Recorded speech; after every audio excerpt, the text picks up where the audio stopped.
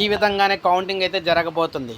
ఎన్నికల నిర్వహణ అనేది సవాళ్లతో కూడుకున్న ప్రక్రియ. కట్టుదిట్టమైన భద్రత, అధికారుల సమన్వయంతో ఎంత పకడ్బందీగా నిర్వహిస్తారో కౌంటింగ్ ప్రక్రియ కూడా అంతే జాగ్రత్తగా జరుగుతుంది. ముఖ్యంగా లెక్కింపు కోసం ఈసీ నిర్దేశించిన నిబంధనలు ఖచ్చితంగా పాటించాల్సిందే. ఎన్నికల నిర్వహణ నిబంధనలు 1961లో రూల్ 54A ప్రకారం పోస్టల్ బ్యాలెట్ పేపర్లు తొలుత లెక్కిస్తారు. రిటర్నింగ్ ఆఫీసర్ టేబుల్ వద్ద వీటిని అయితే మొదలు పెడతారు. పోస్టల్ బ్యాలెట్ లెక్కింపు మొదలైన అరగంట తర్వాతే ఈవీఎంలోని ఓట్లను లెక్కింపు ప్రారంభించాల్సి ఉంటుంది. ఒకవేళ ఆ నియోజకవర్గంలో పోస్టల్ బ్యాలెట్ పేపర్లు లేకుంటే నిర్దేశించిన సమయానికి ఈవీఎంలో ఓట్ల లెక్కింపు మొదలు పెట్టాలి. కౌంటింగ్కు ఫారం 17Cతో పాటు ఈవీఎంలోని కంట్రోల్ యూనిట్ మాత్రమే అవసరం అయితే ఉంటుంది. పీయూల నుంచి ఫలితాన్ని నిర్ధారించే ముందు పేపర్ సీల్ చెదిరిపోకుండా జాగ్రత్త చూసుకోవాలి.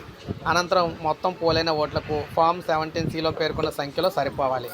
లెక్కింపు తర్వాత ఆ ఫలితాన్ని తొలుత counting supervisor, micro observer, counting ఏజెంట్లకు పంపించాలి. ప్రతి కంట్రోల్ యూనిట్లో అభ్యర్థి వారీగా వచ్చిన ఫలితాన్ని ఫామ్ 17Cలో పార్ట్ 2లో నమోదు చేయాలి. కంట్రోల్ యూనిట్లోని డిస్ప్లే ప్యానెల్పై ఒకవేళ ఫలితం కనిపించకుంటే ఇక్కడ పీయూల లెక్కింపు పూర్తయిన తర్వాత ఆయా వీవీప్యాట్లోని స్లిప్లను లెక్కించాలి.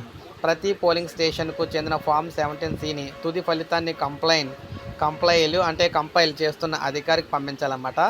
ఆయన వాటిని ఫామ్ 20లో పొందుపరుస్తారు. కంట్రోల్ యూనిట్లో ఓట్ల లెక్కింపు పూర్తయిన తర్వాతే వీవీ స్లిప్పుల కౌంటింగ్ అయితే మొదలు పెట్టాలి. ప్రతి అసెంబ్లీ నియోజకవర్గం లేదా ఆ లోక్సభ నియోజకవర్గం పరిధిలో ఒక్కో అసెంబ్లీ సెగ్మెంట్ నుంచి 5 పోలింగ్ స్టేషన్లను ర్యాండమ్గా ఎంపిక చేసుకొని వాటిలోని ఒక్కో వీవీప్యాట్లోని స్లిప్పులను అయితే లెక్కించాల్సి ఉంటుంది. తిరస్కరణకు గురైన పోస్టల్ బ్యాలెట్ల సంఖ్య కంటే గెలుపు మార్జిన్ తక్కువగా ఉన్నట్లయితే అటువంటి సమయంలో రిజెక్ట్ అయిన పోస్టల్ బ్యాలెట్లను మరోసారి తప్పనిసరిగా పునఃపరిశీలించాలి. ఆ తర్వాత తుది ఫలితం వెల్లడించాలి. ఇద్దరు అభ్యర్థులకు సమాన ఓట్లు వచ్చినట్లయితే డ్రా తీసి ఫలితం అయితే లెక్కిస్తారు. సో చూసారు కదా, ఈ విధంగా మనకి ఎన్నికలు అయితే జరుగుతాయి అన్నమాట. సో ఇప్పుడే మనకు అప్డేట్ అయితే వచ్చింది. ఒక లైక్ చేయండి, సబ్స్క్రైబ్ చేసుకోకపోతే మన ఛానల్ సబ్స్క్రైబ్ చేసుకొని ఫాలో అవుతూ ఉండండి.